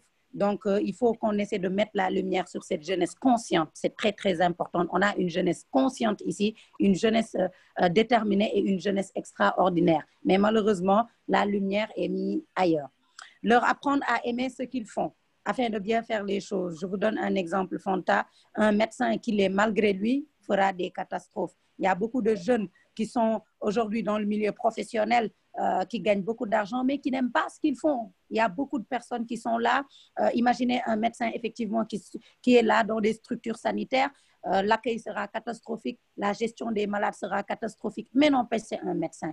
Imaginez un avocat qui est un avocat, mais qui n'aime pas ce qu'il fait, ça sera la catastrophe. Apprenons aux jeunes à aimer ce qu'ils font. C'est très important et incontournable dans la vie de quelqu'un. Inculquer des valeurs et des convictions qui pourra les aider dans leurs engagements afin d'atteindre leur objectif. C'est très important. Un jour, un blanc m'a dit qu'il ne comprend pas ma manière de procéder dans le domaine du social. Je lui dis, c'est normal, nous n'avons pas les mêmes réalités. C'est très, très, très important. Inculquer des valeurs et qu'ils puissent avoir des convictions qui les aident dans leur engagement afin qu'ils puissent atteindre leur objectif et que nous n'ayons détourné le regard. Ensemble, comme on dit, mettre la lumière sur les jeunes conscients, aimer ce qu'on fait, avoir des valeurs et des convictions qui pourra nous permettre, même si on n'a pas des outils, d'avoir un engagement, comment dirais-je, boo xam ne kenn duñu mën a këf kenn duñu mën a yóbbaale si li nga xamante ni bëgguñu ko. C'est très important. Et aussi et surtout, Fanta, j'ai l'habitude de le dire, il y a une jeunesse qui est là, qui mérite d'être accompagnée, qui n'est pas du tout engagée, une jeunesse qui n'est pas instruite. Quand on parle d'éducation, ce n'est même pas l'école, etc. On a cet aspect, on a cette jeunesse qui est là, qui chôme, qui ne fait rien, qu'on doit récupérer. À nous, cette jeunesse, qui avons déjà peut-être trouvé notre voie, d'essayer de tendre la brèche à cette jeunesse qui peut-être est perdue, et ensemble, nous pourrons peut-être arriver à faire des choses extraordinaires ou peut-être même régler certains problèmes de notre pays. Ceux qui ont réussi, cette jeunesse qui a réussi ou qui a trouvé sa voie, tendez la brèche à cette autre jeunesse peut-être qui a perdu la voie ou qui ne savent pas exactement où mettre les pieds. C'est très important, en fait. Se donner la main. Merci beaucoup, Sophie. Docteur Dramé? Oui, moi, je pense que je vais parler sur 3 points. Le premier point, c'est le fait que les jeunes puissent croire en eux et surtout être passionnés. Donc, croire en eux, savoir qu'ils ont des capacités, savoir également qu'il y a énormément de choses qu'ils peuvent faire, qu'il n'y a pas de limite et qu'ils peuvent continuer à faire des choses. Donc, je pense que ça, c'est important et qu'ils croient en leurs capacités. Parce que rien ne se donne, quoi. Tout s'arrache dans ce pays-là, malheureusement. Donc, par rapport à cela, il faut que les jeunes croient en eux et en leurs capacités. La deuxième chose, il faut qu'ils soient passionnés. Comme le dit Sophie, bon, quand on fait une chose, si on veut perdurer dans cette chose-là, il faut que ça soit une chose qui nous passionne. C'est vrai que c'est bien d'avoir un bon travail et tout, mais on peut être aliéné également parce qu'on fait des choses qui ne nous plaisent pas, mais juste parce qu'on n'a pas d'autre choix. Donc, on peut essayer d'être des gens passionnés. La troisième chose, c'est la formation. Et j'insiste beaucoup sur la formation. C'est vrai qu'on n'a pas une offre de formation qui est très diversifiée, que ce soit dans le secteur public comme dans le secteur privé. Mais je pense qu'il faut diversifier la formation, diversifier les niveaux d'accès à la formation, valoriser les acquis de l'expérience et permettre à chaque jeune de pouvoir, n'est-ce pas, s'exprimer comme il le souhaite et de pouvoir faire la formation parce qu'on fait un monde avec du tout. Et qu'on n'oublie pas que les pays ne se développent pas avec des ingénieurs. Un ingénieur, c'est un seul dont on a besoin, mais on a besoin de beaucoup, d'énormément d'ouvriers. Donc, on a besoin de cadres moyens, de cadres intermédiaires. Donc, il faut que les jeunes également s'engagent dans cette voie-là et avec la formation, soit ils vont avoir de l'emploi, sinon ils vont faire de l'auto-emploi et que le gouvernement les accompagne également parce que c'est sa responsabilité de le faire. Voilà. Sobel, il faut répondre à Mohamed. Merci beaucoup en tout cas à nos invités. Merci Dr Dramé, merci Sophie, merci encore Sobel pour cette session-là qui a été très inspirante parce que comme vous l'avez dit et répété, ces jeunes-là ont besoin de rôle modèle, mais ces jeunes-là ont aussi besoin de connaître vos motivations et qu'est-ce qui vous a guidé pour emprunter la voie que vous empruntez. On voit beaucoup de passion, que ce soit en Sophie Gueye ou en Sobel. J'espère qu'ils sauront prendre vos personnes comme modèle et essayer de suivre, non pas vos pas, mais de s'inspirer des actes que vous avez posés tout au long de votre carrière qu'on espère très, très longue et vous continuerez à servir le Sénégal. En tout cas, je vous invite tous à accompagner et à voter, à voter et à voter et à voter. Solidarité oblige pour la jeune sœur Sophie Gueye qui est nominée Young Achiever of the Year. Le code, c'est le 9922. Sophie, en 2 mots, comment on vote? Voilà, j'ai fait une vidéo live tout à l'heure pour expliquer un peu que c'est possible de voter seulement au Ghana pour le moment, car ils ont un problème de système par SMS. Donc, je vous donne rendez-vous sur ma page Facebook. J'ai fait une vidéo là-bas d'une 30aine de minutes pour expliquer un peu, en attendant de vous envoyer dans une semaine le lien qui pourra vous permettre de sauter, comme on dit, quoi. Le Sénégalais. Après, nous disons Ghana, andi ko Sénégal, Inch'Allah Rabbi. Merci. En tout cas, envoie-nous le lien, on se fera un plaisir de le partager. Avec grand plaisir. Merci encore, merci à vous, qu'Allah guide vos pas et continue de vous inspirer parce que vous êtes une bénédiction pour notre pays. J'ose espérer qu'on vous verra encore au devant, beaucoup plus entreprenant. Merci. Nous avons aussi le livre Parlez-nous hip-hop de Dr Mamadou Dramé que je vous invite à lire, Langage de la rue et transgression, langagière au Sénégal. Très intéressant, je vous invite à le lire. Docteur, il est disponible où?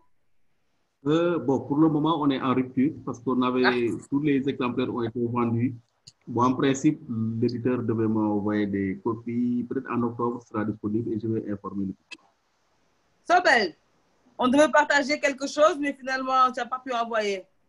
Oui, non, alors, excuse-moi d'ailleurs, spécial mot à Rokhaya. Donc, effectivement, donc, à Social Zen Factory, on travaille en ce moment sur un projet qui, justement, j'espère, te rendra heureuse, Sophie, parce que, justement, l'idée, c'est de mettre en lumière ce que les jeunes ont fait pendant toute cette période de Covid. Mais disons qu'on a décidé de lancer le projet le 14 septembre et de présenter, en tout cas, tous les éléments qu'à partir de ce moment-là. Et donc, je serais heureux de vous les partager à ce moment-là et éventuellement même d'avoir une discussion autour de ça et de toutes les initiatives des jeunes qui seront montrées, etc., etc. Merci beaucoup. En tout cas, nous sommes dans l'attente. Merci à vous. Jeudi prochain, nous aurons l'honneur de recevoir le professeur Abdou Salam Sall sur le thème de la gouvernance universitaire, une expérience africaine, ancien recteur de l'UCAD. Ce sera jeudi. Et on pourra parler éducation et système éducatif sénégalais. Merci à vous, merci à tous les gens qui nous ont suivis tout au long de l'émission. Prenez soin de vous, n'oubliez pas les gestes barrières et prenez soin de vos familles. Bisous à tous et à la famille et à jeudi, Inch'Allah. Bye. Bye. Merci. Au revoir.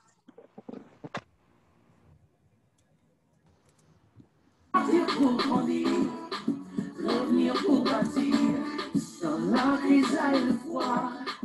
J'entendais ta voix me revoir. Sénégal,